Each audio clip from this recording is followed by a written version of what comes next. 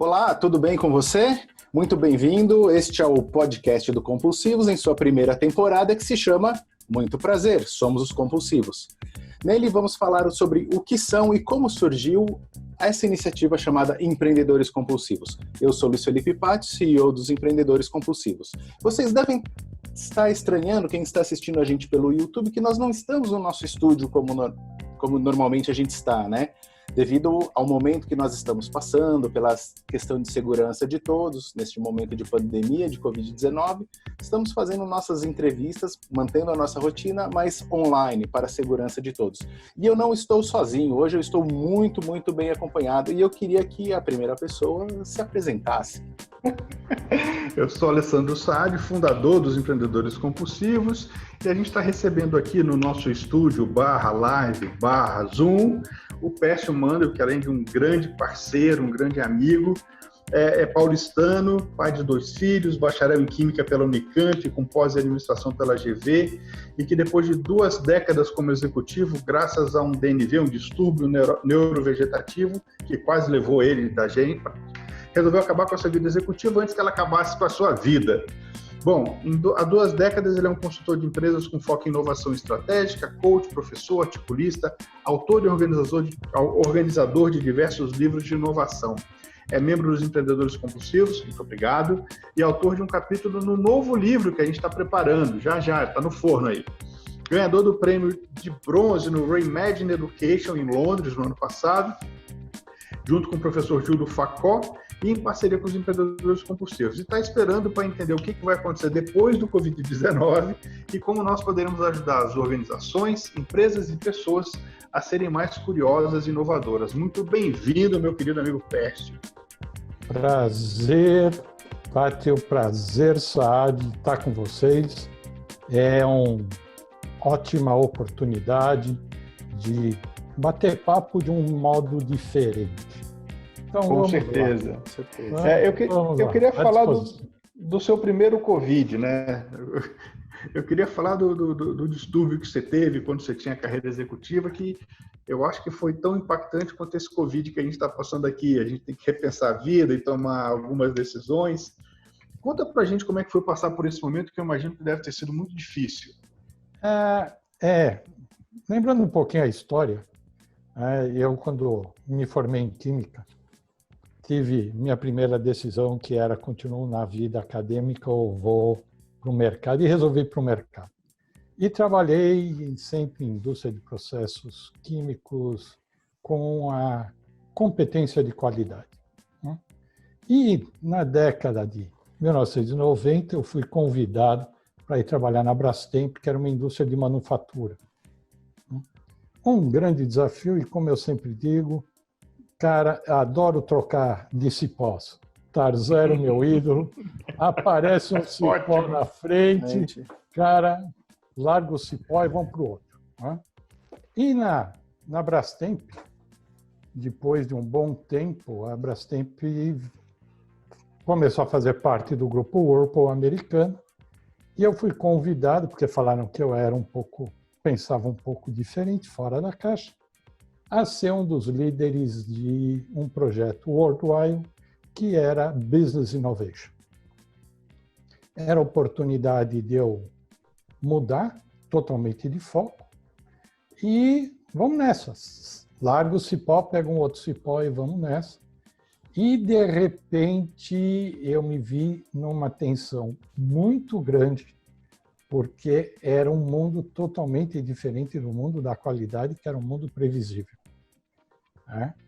Então, a qualidade era tudo certinho, normas, regras, sabe o que tem que fazer, e de repente você vai para um universo totalmente diferente. E aí, numa bela reunião com um monte de gente no mundo inteiro, eu apaguei. Quantos anos você tinha, Pércio?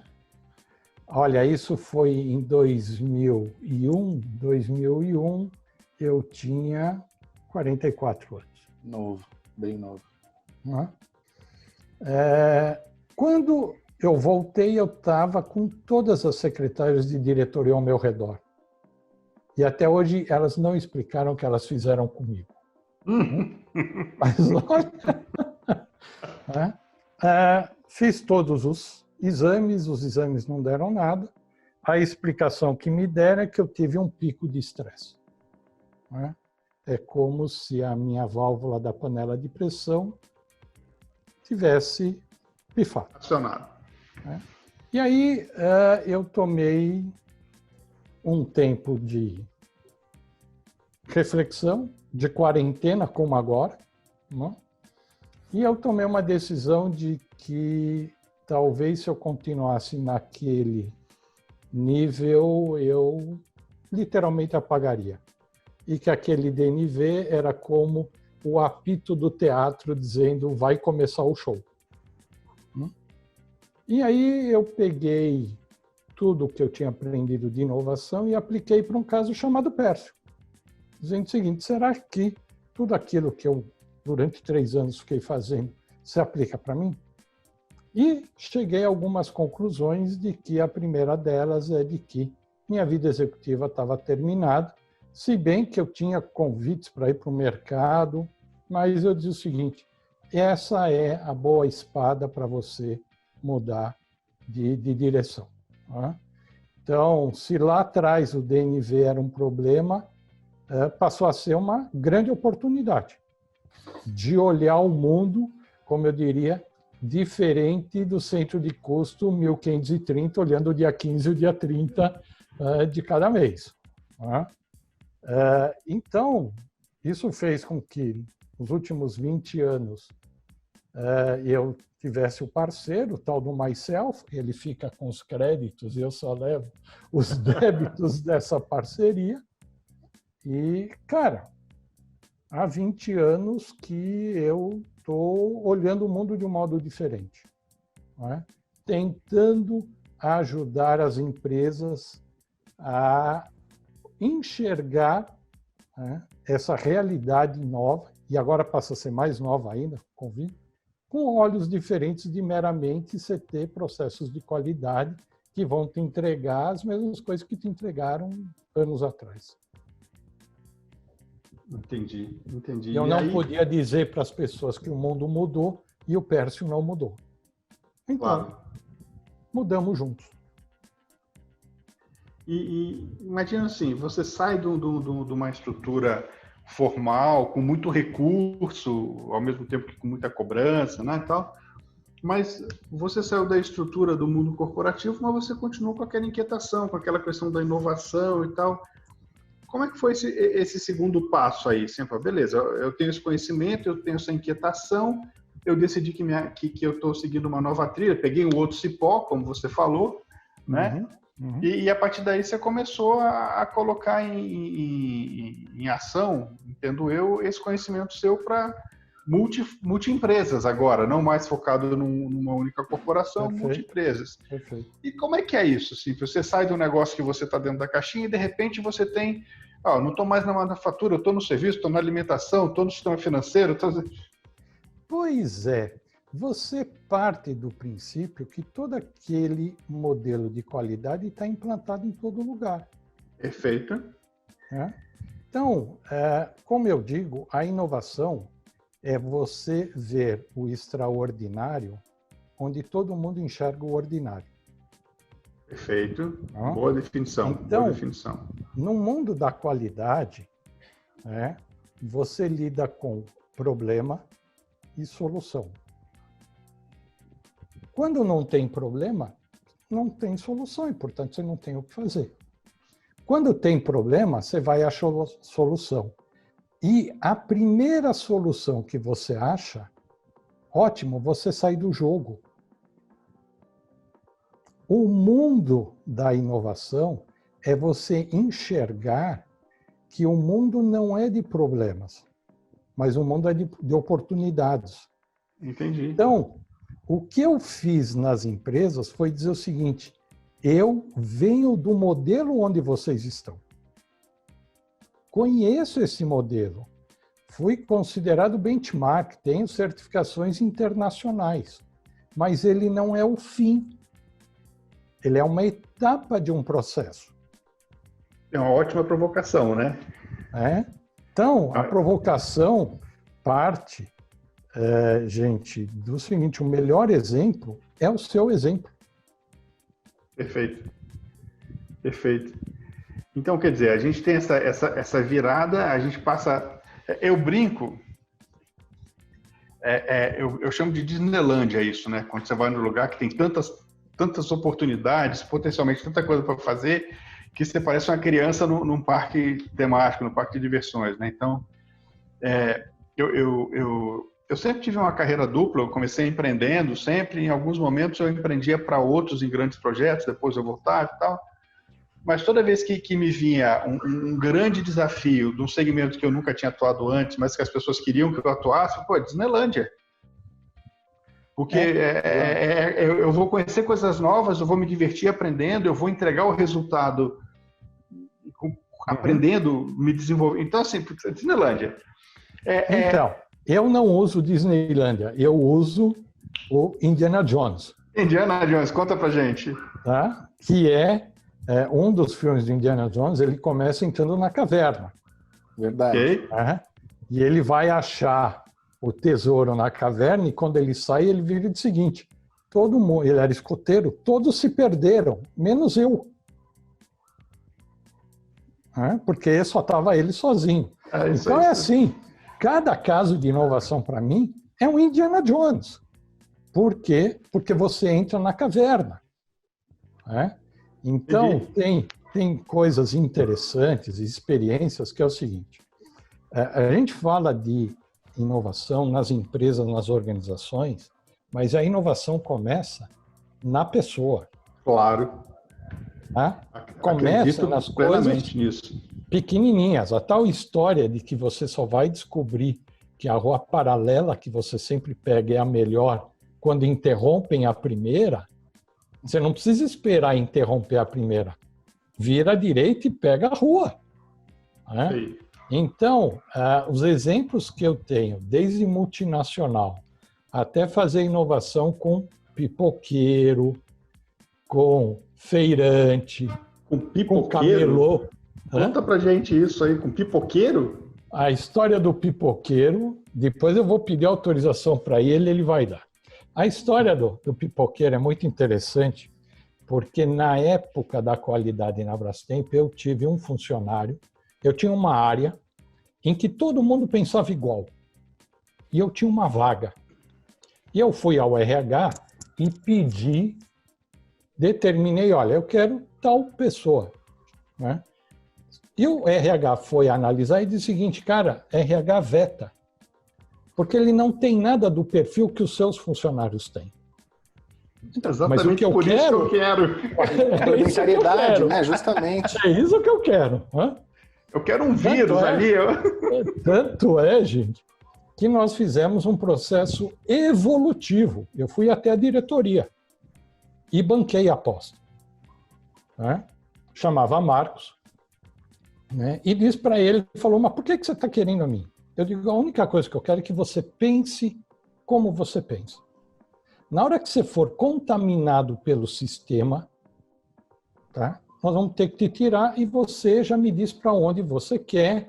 Ele queria ir para marketing, foi para marketing. E por que ela era diferente? Porque ele tinha uma característica que nas horas vagas ele ia pegar onda em Ubatuba. Opa. Ele era surfista. Tá bom. Ele era surfista. Então, ele tinha uma visão das coisas, o tempo era outro, a velocidade, que para mim era bom. Bom, eu saí, ele também saiu, de repente perdi contato com ele e passaram muitos anos, encontrei ele de novo em Ubatuba. Ele era surfista em Ubatuba, ele falou, cansei daquela vida e fui para Ubatuba. Chegou em Ubatuba, a vida mudou e de repente hoje ele é coordenador numa escola pública de Ubatuba. E de repente ele me liga e diz assim, meu guru, preciso de ajuda sua de inovação. Que foi, Marcão? O que você fez? Comprei o carrinho de pipoca na Praça da Matriz. E quero tua ajuda de como fazer inovação aqui em Ubatuba. Bom, resumo da história, vocês podem procurar. Ele criou uma marca chamada Professor Pipoca. Fez inovação, no negócio dele na Praça da Matriz de Ubatuba. Então, ele já espantou a concorrência, entendeu? Ele faz produto diferenciado, ele agita para burro na cidade. O carrinho dele, por exemplo, ele faz propaganda de outras empresas, né? E agora, na quarentena, ele está fazendo delivery da pipoca. Demais. E quando você diz assim, Marcão, e aí? Falou, cara, eu sou o professor Pipoca, eu criei minha marca, como quem diz assim, até em coisas teoricamente muito simples, você pode inovar. Vou te contar um outro caso desse que é mais antigo, é um feirante. O cara vendia balas doces em feira pública. Hoje ele tem a banca dele em shopping center. Uau. E aí eu vi como ele foi fazendo inovação, e aí pergunta para ele, diz assim, meu jovem, como é que você faz isso? Ele diz o seguinte, a regra é muito simples, Pércio. Se o filho saliva, o pai paga. E o pior é que é verdade, experiência própria. Ele diz assim, eu não vendo doces e salgados. Eu vendo a experiência de criança salivar. Então, as coisas têm uma visão tão diferenciada entre esses seus mundos da qualidade e inovação, que é exatamente o que, atendendo o convite dos compulsivos, eu estou escrevendo no capítulo do novo livro. Muito bom. E esse capítulo do novo livro você vai aproveitar para dar já essa questão de inovação e de mudança, aproveitando a reflexão que a gente está vivendo nesse momento, onde as pessoas têm que buscar, inovar, novas formas de trabalhar, de vender, de consumir? Você já está pensando nessa linha? Então, eu fui convidado e eu tinha um cara que jogou um prazo nas minhas costas e dizendo o seguinte, você tem que cumprir esse prazo. Né? Guilty. Né? E o capítulo a primeira versão dele foi escrito antes da pandemia. Sim. Né? E respondendo a sua pergunta, Luiz, tem uma reflexão final dizendo que é imperativo que as competências de qualidade e inovação, né, que eu relato lá, vão ser fundamentais no novo mundo. Não provavelmente nas mesmas bases do que foram. Né? Mas se o mundo é novo, não vai sobreviver quem não inovar. Eu tenho uma provocação para você, mais uma, porque assim, eu estou no olho do furacão lá no Espro, né? Porque a gente é uma entidade de 40 anos que sempre se preocupou muito com a causa, mas não tem muita inovação tecnológica, né? E a gente foi obrigado a virar a chave do jeito que deu, como 90% das empresas do mundo. 95%. Obrigado. As outras 5 já quebraram. Isso aí. Então, assim, eu estava até escrevendo um artigo para falar sobre isso internamente lá para o meu time, aí eu comecei a assistir as lives, BR Malls fez a mesma coisa, a Unilever fez a mesma coisa, todas as empresas foram obrigadas a trabalhar, porque ninguém tinha um plano de contingência para um negócio desse, e ninguém imaginou que ia ter um problema. E eu faço parte de um comitê de inovação, de uma siderúrgica, e essa área de inovação é muito bacana e tal, não sei o quê.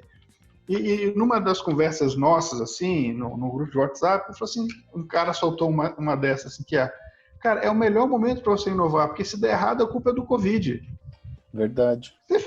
Se der errado, a culpa é porque já está tudo estragado. Volta você vai ter que trás, consertar. Né? Exato. Vai ter que consertar. Então, eu queria te provocar um pouco. Será que as pessoas não poderiam aproveitar esse momento e ter um pouco de senso de urgência e começar a implementar essas mudanças? Ou, segundo gancho, tendo uma visão mais curiosa, perguntar por que não e tentar fazer as coisas? Então, agora você tocou numa palavrinha-chave nisso que chama curiosidade. Né? Eu tenho, nos últimos anos, me aprofundado em curiosidade e dizer o seguinte, até que ponto isso é um fator de diferenciação? Né? O que nos prende são os hábitos, são as rotinas. Né? E para você abrir mão da rotina, o próprio livro do Poder do Hábito diz o seguinte: eu preciso ter uma recompensa maior e diferente para mudar. Eu, quando tive o DNV, a minha recompensa chamava saúde. Chamava vida. Vida, né? Chamava vida. Né? Então, diz o seguinte: ou as pessoas mudam por necessidade, ou elas mudam por oportunidade. A chave é eu mudar o mindset de necessidade para oportunidade. Porque senão as pessoas vão continuar dizendo, Ale, por exemplo, mas eu não tenho tempo. Não, cara, agora você tem todo o tempo. A questão não é o tempo. A questão é o que você faz. O que você faz com o tempo. Então tem o seguinte: as empresas vão mudar se as pessoas mudarem. A liderança das empresas agora não tem que procurar ganhos de produtividade fazendo a mesma coisa, porque não tem esse mundo. Ou seja, quando nós olhamos que, de repente, você não vai ter, você falou do Expo, você não vai ter mais tanta escola física como tem, você não vai ter mais tanta loja física, a tecnologia está aí, o online está aí, você tem setores inteiros que estão quebrados. Ou vão pensar na sua sobrevivência de um modo diferente, ou nós vamos ver cada vez mais cemitérios de aviões nos desertos americanos. É isso aí. É isso aí. A questão agora não é como eu vou ganhar da minha concorrência. É o Oceano Azul e diz assim: eu tenho que criar um novo mercado, eu tenho que criar novas propostas de valores, eu tenho que mostrar que o que eu faço não é meramente o mesmo produto que eu fazia, ou o mesmo serviço. Eu acho que é o Oceano Azul com cauda longa, né, Felipe, Luiz? Duas. Momento... E a questão da curiosidade é por onde, ao meu ver, e esse é o prêmio que nós ganhamos em Londres, com a parceria com os empreendedores compulsivos, é onde a coisa começa. Nós temos que resgatar a capacidade que as pessoas tinham de serem curiosas. Exato. Deixa eu aproveitar esse gancho que você me deu da curiosidade do Prêmio em Londres, porque o tempo aqui voa, a conversa sempre quando é boa, o tempo passa muito rápido e a gente vai ter que ir caminhando para o fim, mas eu não queria encerrar sem antes falar justamente disso, né, do Prêmio em Londres. Eu sei, né, você atua como professor convidado lá na UFABC, Federal do ABC. Com a Federal do ABC, junto com o professor Júlio, e aí vocês foram lá e receberam esse prêmio bronze no Reimagine Education lá em Londres, né, no final de 2019. Conta pra gente rapidinho como é que foi isso, como é que foi parar, qual que é o mote por trás e assim, é um Oscar da educação, né? Então, qual que é o significado que isso traz para você? Então, o que nós fizemos foi dizer o seguinte: ok, existem vários modelos de inovação. Está cheio. Livraria e biblioteca está cheio. A nossa percepção era de que esses modelos eram incompletos. Os modelos basicamente partem da criatividade, e nós tivemos várias experiências, inclusive com a Lê, lá na Mercatus ainda, quando falamos disso, mas o que eu digo é o seguinte: falta uma coisa fundamental nessa metodologia. E a gente procurou desenvolver uma metodologia genuinamente brasileira que contemplasse essa questão, que para nós é uma competência estratégica hoje, fundamental, que é a curiosidade. A criatividade não sai do nada.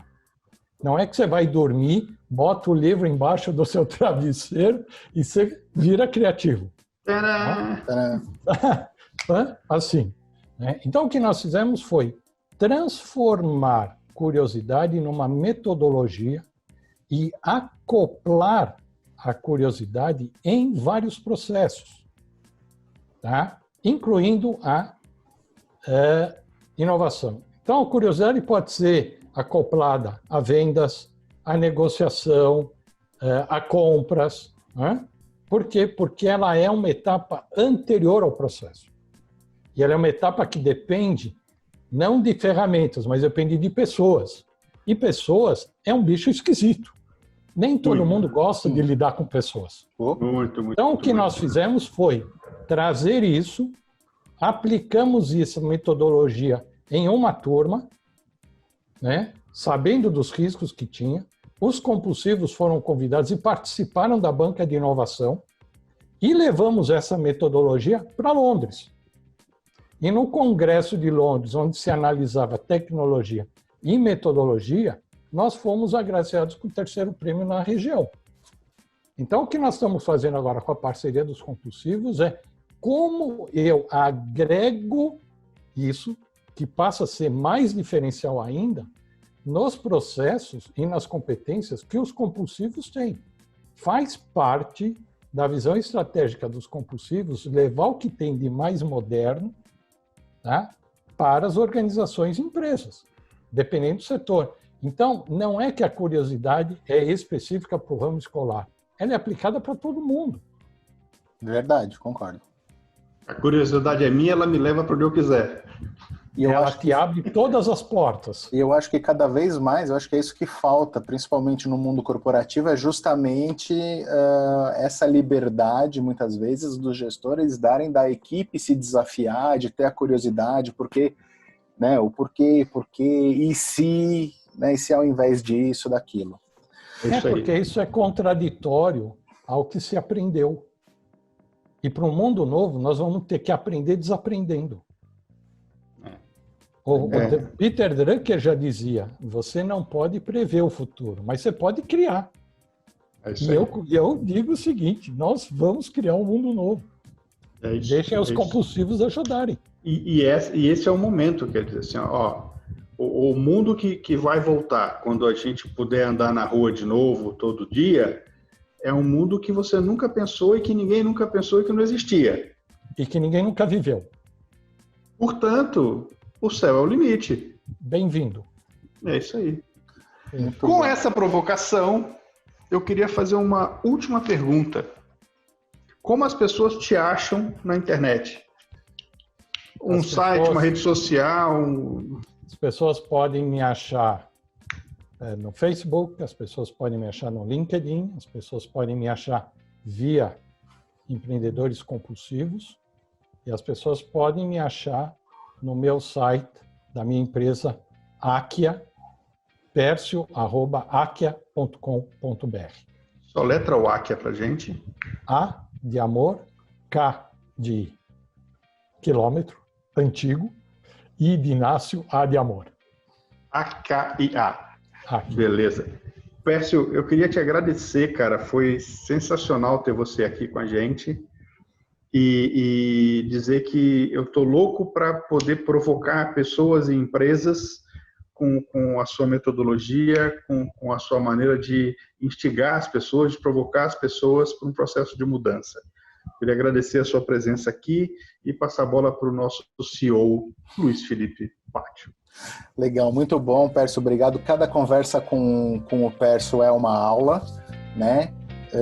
Então, muito obrigado, Pércio. E terminamos mais um episódio do podcast dos Compulsivos, nessa primeira temporada, que se chama Muito Prazer, Somos os Compulsivos. Eu, Luiz Felipe Patti, encerro aqui. Ao meu lado está o Pércio, um pouquinho abaixo na diagonal, Alessandro Saad. Até o próximo episódio. Tchau, tchau. Tchau, gente.